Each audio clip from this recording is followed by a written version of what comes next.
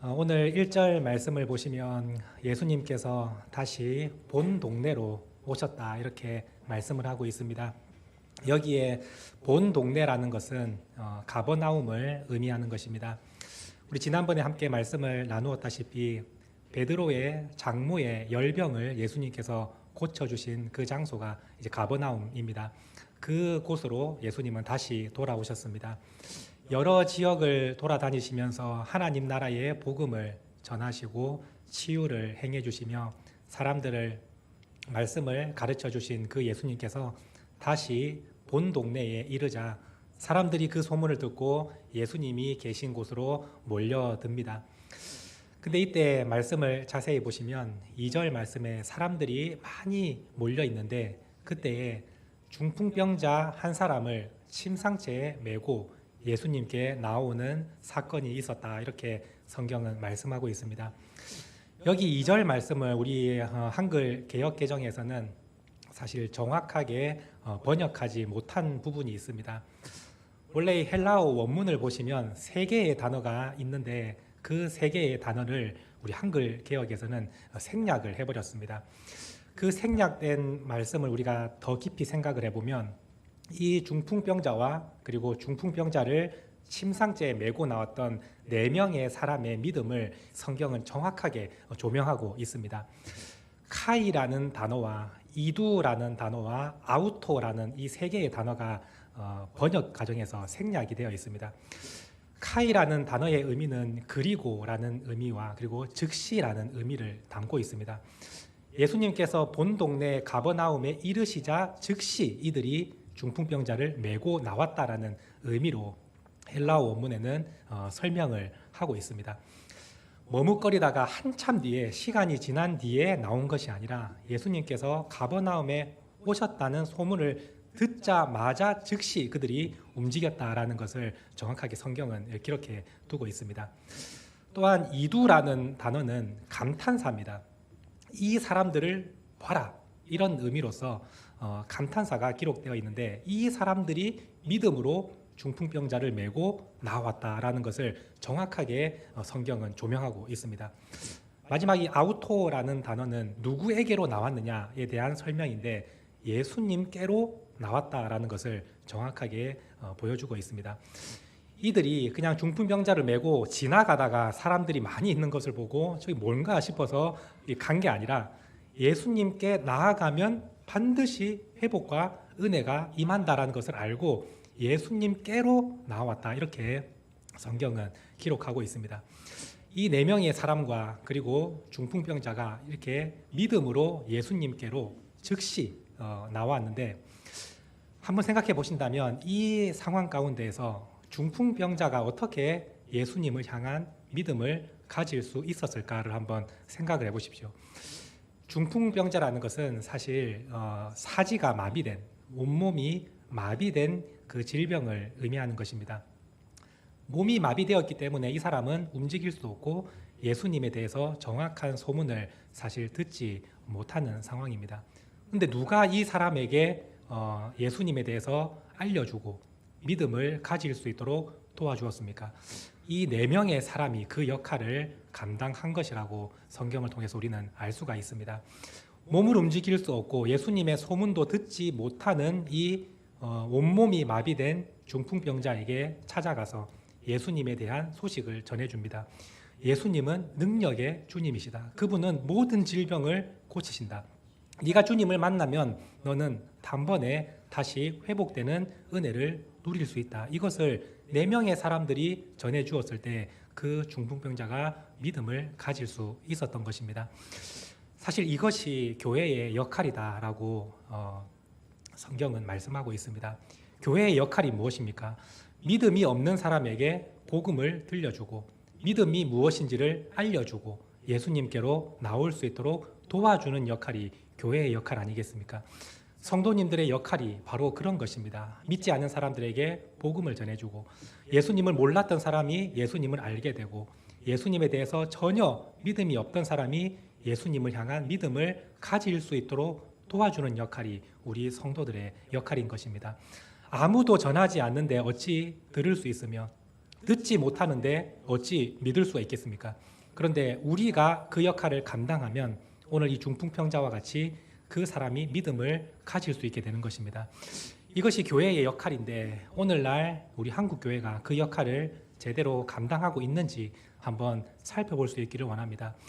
우리의 역할은 구원의 문을 열어놓고 예수님께로 나올 수 있도록, 구원을 받을 수 있도록 도와주는 것이 교회의 역할인데, 오히려 요즘의 교회는 그 구원의 문을 닫아버리고 아무도 들어오지 못하게 막고 있는 것은 아닌가 생각을 해봅니다. 어떠한 일들이 구원의 문을 닫고 예수님께 나오지 못하게 만듭니까? 오히려 복음의 말은 한마디도 없고, 우리 가운데에 서로 미워하고 다투고 새로운 사람에 대해서 소외감을 느끼게 하고, 이러한 일들이 있으면 그 사람들이 어찌 구원을 얻을 수 있겠습니까? 우리의 모습을 보고 상처를 받고 교회를 떠나는데 어찌 그들이 예수님을 만나러 나올 수 있겠습니까? 또한 여러분들이 세상 가운데에서 믿음의 삶을 살아내지 못하고 세상 사람들보다 더 못하게 살아가면 누가 여러분들을 보고 나도 한번 예수님을 믿어봐야겠다, 이러한 마음을 가질 수 있겠습니까? 우리가 바로 살아내지 못하면 구원의 문을 우리는 걸어 담그고 예수님께 아무도 나오지 못하게 만드는 것과 똑같은 모습일 겁니다.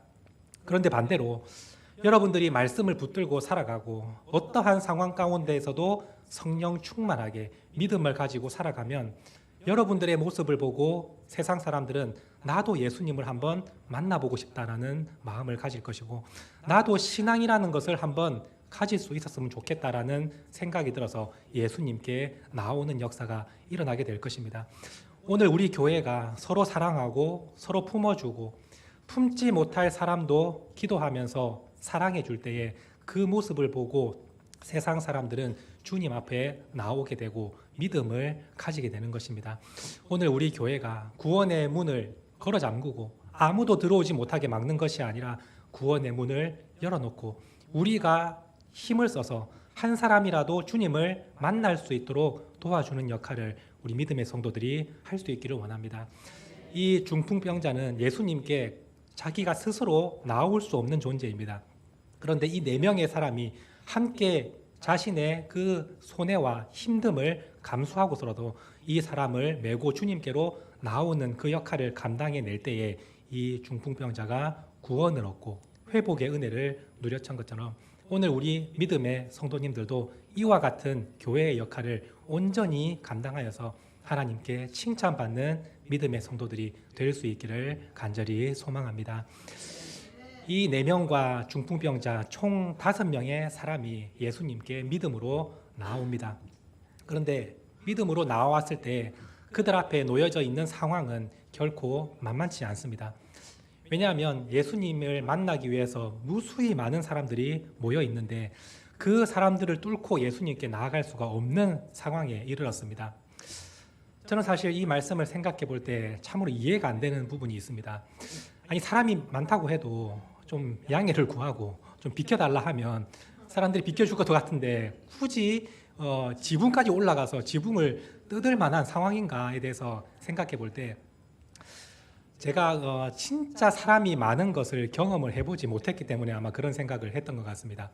그냥 사람이 많다라고 정도 하면 양해를 구하면 어느 정도 좀 비켜줄 수 있습니다. 근데 진짜 옴짝달싹 못할 정도로 사람이 꽉 들어차 있는 그곳에는 그 사람을 비켜서 좀 빼내서 길을 터주는 그런 일은 사실 불가능하겠구나라는 것을 느낀 적이 있습니다. 진짜 사람이 너무 많고 그 좁은 집에 사람이 꽉 들어차 있으면 아무리 얘기를 해도 거기 있는 모든 사람들을 끄집어내서 자기가 들어갈 수 있는 그 상황은 안 되겠구나라는 것을 생각을 해보았습니다.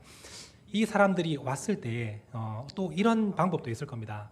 저녁까지 끝까지 기다렸다가 이제 모든 것이 다 끝나고 사람들이 집에 돌아가면 그때 예수님께 나아가서 우리 이 중풍병자도 좀 고쳐주십시오, 이렇게 한번 얘기를 해봐도 되지 않을까 생각을 하는데, 이 사람들의 마음에는 지금 이 시간 내가 주님을 만나지 못하면, 우리가 이 사람을 주님께로 이끌어내지 못하면 기회가 없을 수도 있다는 생각을 이 사람들은 했던 것 같습니다. 왜냐하면 혹시나도 우리는 기다렸는데 제자들이 이제 더 이상 시간이 너무 늦어서 안 되겠습니다 하고 문을 닫을 수도 있고, 예수님께서 중요한 일로 다른 사람과 갑자기 다른 장소로 이동할 수도 있고, 어떻게 될지 이 사람들은 그 한 치 앞도 예상이 되지 않은 상황입니다. 그래서 지금 이 순간 예수님을 만나야 된다는 그 절박함, 그 간절한 마음으로 인해서 사람들이 에워싸 있는 그 장소에서 지붕으로 올라가서 지붕을 뚫고 예수님을 이 사람에게 내려보내서 만날 수 있게 해야겠다, 이러한 마음을 가졌던 겁니다. 이 절박한 심정, 이 간절한 마음 여러분들에게는 있습니까? 오늘 우리가 바라기는 오늘 이 시간 내가 주님께 내 간절한 마음을 올려드리며 주님께서 내 기도를 들어주시기를 원하며 나의 이 상황 가운데 주님께서 내 삶을 붙들어 주시기를 원합니다.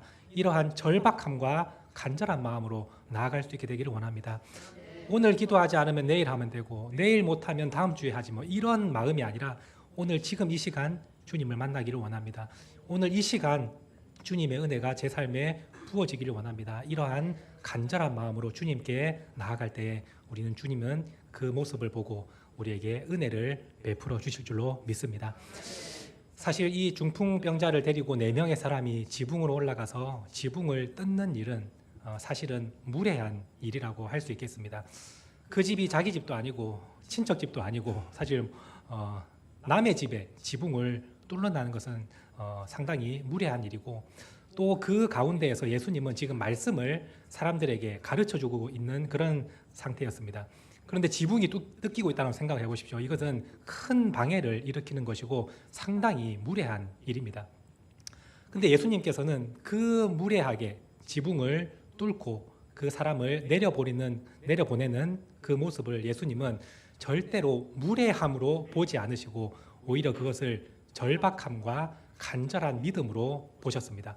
그래서 예수님은 그 달아 내려오는 중풍병자를 향해서 따뜻한 말씀으로 이렇게 말씀합니다. 작은 자야 안심하라, 네 죄사함을 받았느니라. 예수님은 이렇게 말씀하십니다. 여기서 이 작은 자라는 의미는 우리식으로 표현해 보면 얘야, 이런 의미라고 될 수 있겠습니다. 얘야 두려워하지 말고 안심해라, 네 죄사함을 받았느니라. 이렇게 예수님은 따뜻하게 그 중풍병자를 맞아주십니다. 주님께서 이 중풍병자를 치유하시는 이 사건에 특별함이 있습니다.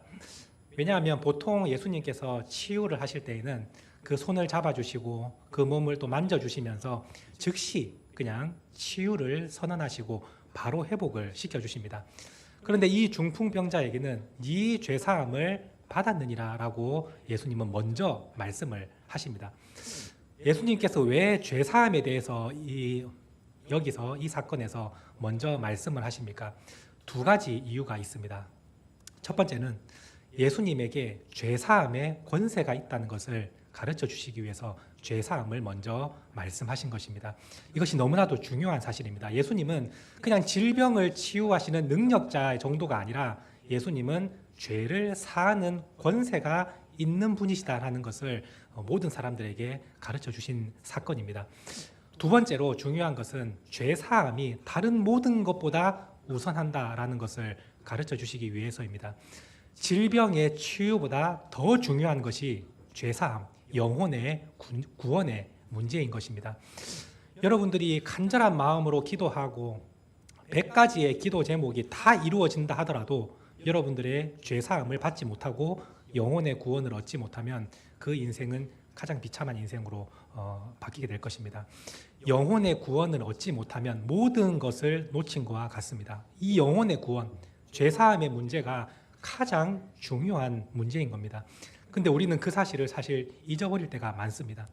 죄사함보다 내 인생이 더 잘 되는 것, 죄사함보다 지금 내가 행복하고 기쁜 것, 이것을 먼저 생각할 때가 많은데 가장 중요한 것은 영혼의 문제, 구원의 문제가 우리에게 가장 중요하다는 것을 예수님은 말씀하십니다.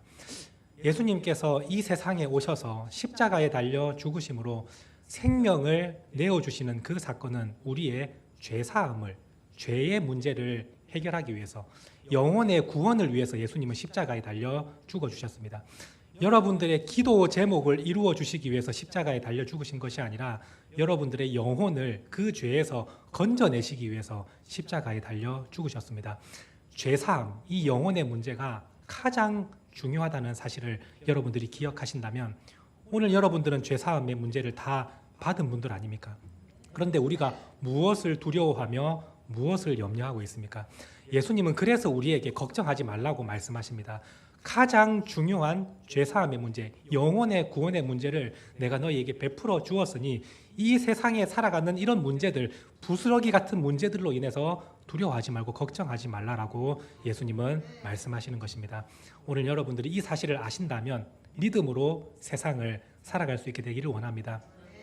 여러분들은 빵을 하나님 께 받은 사람인데 그 빵 부스러기 때문에 두려워하고 염려하는 그런 성도가 아니라 나는 모든 것을 받았고 모든 은혜를 누리고 있음을 기억하시며 어떠한 상황 가운데에서도 감사하고 기뻐할 수 있는 믿음의 성도들이 될 수 있기를 원합니다. 예수님께서 이 죄사함의 말씀을 하시자 옆에 있던 서기관들과 바리새인들이 마음속으로 분노합니다. 왜냐하면 이 죄사함의 문제는 하나님만이 할 수 있는 일이기 때문에 네 죄가 사여졌느니라 라는 그 말은 곧 내가 하나님이다 라는 말과 똑같은 말입니다. 그러자 이 서기관과 바리새인들은 감히 하나님을 모독한다고 생각하면서 마음속으로 분노를 하는데 그때 예수님께서 그들의 속마음을 정확하게 꿰뚫어 보시고 이렇게 말씀하십니다. 왜 악한 생각을 하느냐? 죄사함을 받았느니라 라는 말과 이 중풍병자에게 일어나 걸어가라 라는 말과 이 둘 중에 어떤 말이 더 쉽겠느냐? 예수님은 이렇게 오히려 그들에게 질문을 하십니다. 여러분들은 어떻게 생각합니까? 죄사함을 받았느니라 라는 말과 중풍병자에게 일어나 걸어가라 라는 말 중에 여러분들은 어떤 말이 더 쉽다고 생각을 하십니까? 믿음을 가진 사람에게는 죄사함을 받았느니라 라는 말이 훨씬 말하기 어려운 것입니다. 왜냐하면 내가 하나님입니다 라는 말을 해야 되기 때문에 그 말은 우리 믿음의 사람에게는 절대로 나올 수 없는 말일 것입니다. 근데 뒤집어 생각해 보면 사기꾼이나 믿음이 없는 사람에게는 이 말은 훨씬 쉬운 말입니다. 왜냐하면 누가 알겠습니까? 죄사함을 받았느니라 증명할 수도 없고 내가 하나님이다 라고 말했을 때에 뭐 나타나는 그런 것도 없잖아요. 그래서 지금도 사기꾼 같은 이단들은 내가 하나님이다, 내가 재림 예수다 뭐 얼마든지 얘기하고 다닙니다.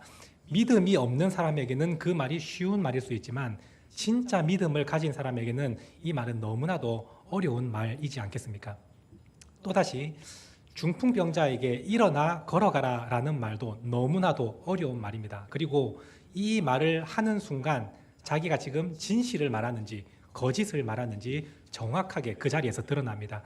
만약에 일어나 걸어가라 라고 했는데 그 사람이 못 일어나면 내가 하는 모든 말은 거짓말이 될 것이고 그 사람이 일어나 걸어간다면 내가 하는 모든 말이 진실이 될 것입니다. 만약 사기꾼이라면 이렇게 대화를 진행하지 않을 겁니다. 일어나서 걸어가라 라는 말이 나오는 순간 내가 사기꾼이었구나 라는 것을 그냥 세상 사람들이 다 알려주는 것과 똑같습니다. 그래서 사기를 치는 사람들은 이렇게 대화를 하지 않습니다. 내가 하나님이다 라고 했으면 믿든지 말든지 너희의 믿음대로 되라 하면서 계속해서 두리뭉실하게 이렇게만 말을 해야지 일어나 걸어가라 라는 말을 할 수 있겠느냐라고 하면서 즉시 그 사람이 진실인지 거짓인지를 드러내는 역할은 사기꾼은 절대로 하지 않을 것입니다. 그런데 예수님은 진실한 분이기 때문에 바로 이 죄사함의 문제와 중풍병자를 치유하는 이 사건을 두 가지 다 동시에 올려놓고 사람들에게 이제 증명을 하십니다. 예수님께서 즉시로 그 중풍병자에게 말씀합니다. 일어나서 걸어가라 라고 했을 때 그 중풍병자가 자리에서 일어나서 자기의 침상을 들고 걸어가는 놀라운 역사가 나타났습니다. 자, 이 사실을 생각해 본다면 만약에 예수님께서 거짓을 말하는 사람이었다면 내가 하나님이다 라고 얘기했을 때 하나님 앞에서 얼마나 큰 진노를 받겠습니까? 그런데 하나님이 그 사람에게 치유의 능력을 행하실 수 있겠습니까? 그건 절대 불가능합니다. 그런 일은 일어날 수 없는 겁니다. 그런데 내가 하나님이다 라고 했는데 치유의 역사가 일어났다. 그러면 곧 하나님께서 그 말을 인정해 주신 거하고 똑같은 상황입니다. 예수님은 죄사함의 권세가 있으신 분이고 곧 하나님이십니다. 그 사실을 예수님은 중풍병자의 치유를 통해서 정확하게 드러내셨고 모든 사람에게 나는 죄를 사하는 권세가 있고 영혼을 구원할 능력이 있는 바로 곧 하나님이다라는 것을 이 중풍병자의 치유를 통해서 예수님은 정확하게 드러내 주셨습니다. 오늘 이 말씀을 생각해 볼 때에 예수님은 참으로 그 말씀이 진실하신 분이십니다.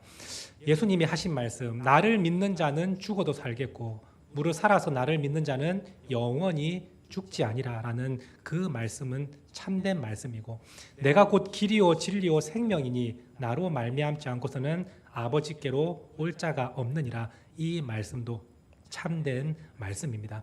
주님의 모든 말씀은 참된 말씀이고 우리의 모든 영혼을 주님께서 구원해 주신 능력의 주님이십니다. 오늘 우리의 생명을 구원하시려고 주님께서 하늘의 영광을 버리시고 이 땅에 오셔서 십자가에 달려 죽으심으로 여러분들의 모든 죄사함을 주님께서 해결해 주셨고, 죄의 문제에서 여러분들을 건져내셔서 여러분들의 영혼을 하나님의 나라로 옮기셨습니다. 오늘 우리가 이러한 은혜를 받았음을 기억하며 주님의 말씀을 붙들고 믿음으로 살아갈 수 있게 되기를 원합니다. 오늘 우리에게 있는 모든 문제는 사실 부스러기와 같은 하찮은 문제입니다. 죄사함의 문제가 해결되면 나머지 문제는 아무것도 아닌 것입니다. 오늘 주님께서 우리를 죄 가운데에 건져주신 구원의 주님이심을 여러분들이 기억하시고, 내 삶에서 일어나는 모든 문제 두려움 없이, 그러나 우리의 마음 가운데는 간절함과 절박함으로 주님께 나아갈 때에 주님은 여러분들의 삶을 붙드시고 날마다 구원의 길로 인도하시며 여러분들을 생명의 길로 옮겨주시는 그 은혜를 여러분들이 모두가 다 누릴 수 있게 될 것입니다. 오늘 이 중풍병자가 모든 것이 마비된 상태에서 예수님을 만나고 회복된 것처럼 오늘 여러분들의 삶 가운데에도 모든 것이 마비된 것이 있다 할지라도 다시 회복되고 살아나는 역사가 일어나게 될 것입니다.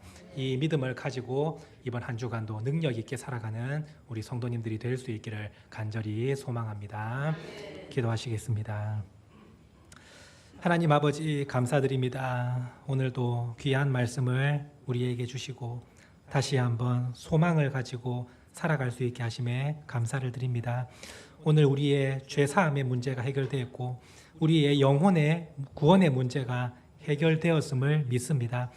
오늘 이 믿음을 가지고 살아가는 성도들이 되게 하여 주시고, 우리의 삶 가운데 어려운 일이 있다 할지라도 우리의 모든 영혼을 구원해 주신 그 은혜를 생각하면서 담대하게 감사함으로 살아가는 믿음의 성도들이 되게 하여 주시옵소서. 우리 믿음의 성도들이 세상 가운데 교회의 역할을 감당하기를 원합니다.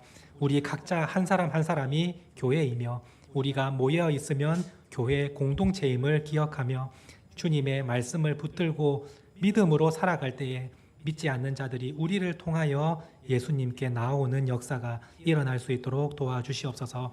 우리 모든 성도들이 힘을 합하여 한 영혼이라도 예수님께로 인도하는 그 역할을 감당할 때 하나님 앞에 착하고 충성된 종이라 칭찬받는 우리 새시대 교회 모든 성도들이 될 수 있도록 도와주시옵소서.